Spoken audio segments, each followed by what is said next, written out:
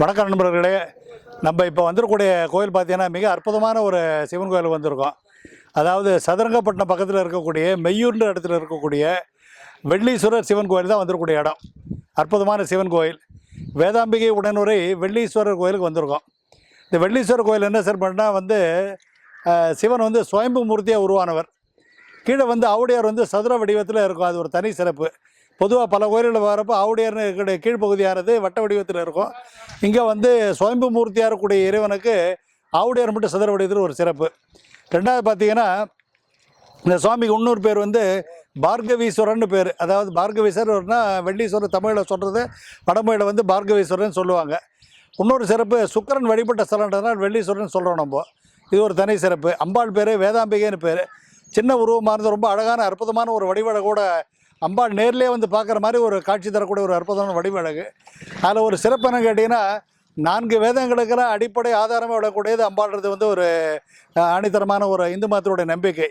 அதனால தான் அபிராமிப்பட்டர் கூட சொல்லுவார், அறிந்தேன் எவரும் அறியாமறையை அறிந்து கொண்டு செறிந்தேன் உனது திருவடிக்கே திருவே வெறுவி பிரிந்தேன் நின் அன்பர் பெருமை எண்ணாத கரும நெஞ்சால் மறிந்து விடும் நரக குறவாய மனிதரை சொல்லக்கூடிய அளவில் 4 வேதங்களுக்கு முடிவான நிலையை தான் காட்டக்கூடிய அளவு அம்பாள் இருக்காங்க.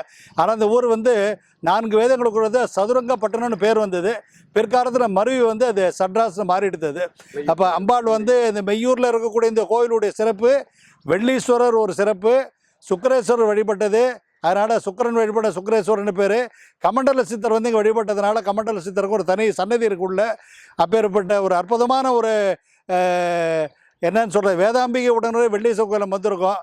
உள்ள நடராஜர் தனி சன்னதி இருக்குது. வெளியில் ராகுகே தனி சன்னதிகள் இருக்குது. அப்போ நாக பிரதிஷ்டம் இருக்குது. அப்போ ராகுகே தோஷங்கள் நீங்கும், திருமண தடைகள் அகலும், சகல ஐஸ்வர்யங்களும் பெருகும், குடும்ப ஒற்றுமை ஓங்கும்.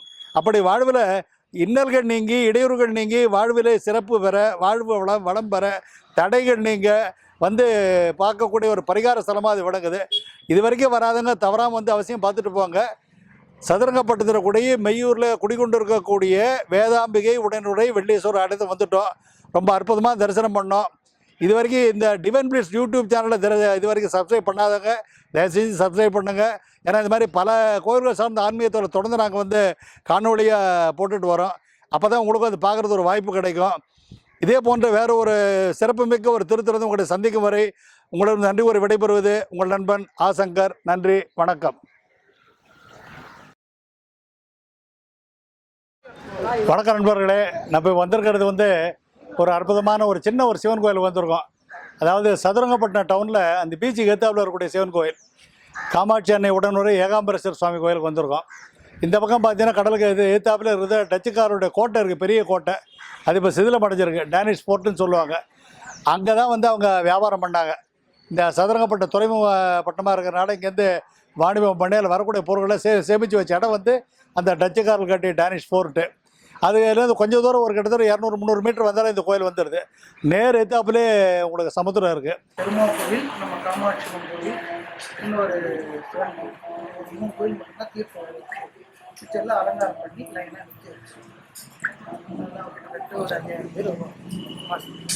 இந்த ஒட்டா மகாதேவரும் கிடப்பாங்க. இந்த 3 இடத்துல மட்டும் மாசி மகம் தீர்த்தவாரி விசேஷம். அதே மாதிரி கந்தஷ்டி சூரசம்ஹாரம் இந்த கோயில் மட்டும்தான். அங்கே கோயிலெலாம் பண்ணுறாங்க.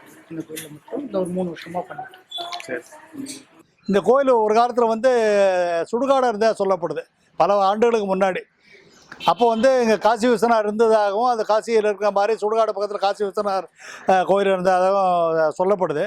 பிற்காலத்தில் சிதிலமடைஞ்ச பிறகு என்னாச்சுன்னா, கிட்டத்தட்ட 1978ஆம் ஆண்டில் இது காமாட்சி அம்மன் நிறுவி புதுப்பிக்கப்பட்டு, அதுக்கப்புறம் பின்னாடி ஒவ்வொரு சன்னதியாக கோஷ்டங்களை செய்யப்பட்டு இப்போ காமாட்சி அன்னை உடனுரை ஏகாம்பரேஸ்வரர் சுவாமி கோயிலாக காட்சி அடையுது. ஊர் டெவலப் ஆன அப்புறம் இந்த கோயில் நல்லா டெவலப் ஆகிருக்கு.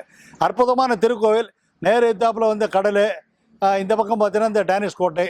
கடற்கரை ஓரமாக அமைந்திருக்கக்கூடிய சதுரங்கப்பட்டினத்தில் நடுவில் கோட்டைக்கு அருகாமையில் உள்ள மிக அற்புதமான காமாட்சி அன்னை உடனுரை ஏகாம்பரேஸ்வரர் கோயில் நம்ம தரிசனம் பண்ணியிருக்கோம். அடுத்த கோயிலுக்கு போய்ட்டு மீண்டும் சந்திக்கும் போது உங்களுடன் நன்றி கூறி விடைபெறுவது உங்கள் நண்பன் ஆசங்கர். நன்றி, வணக்கம்.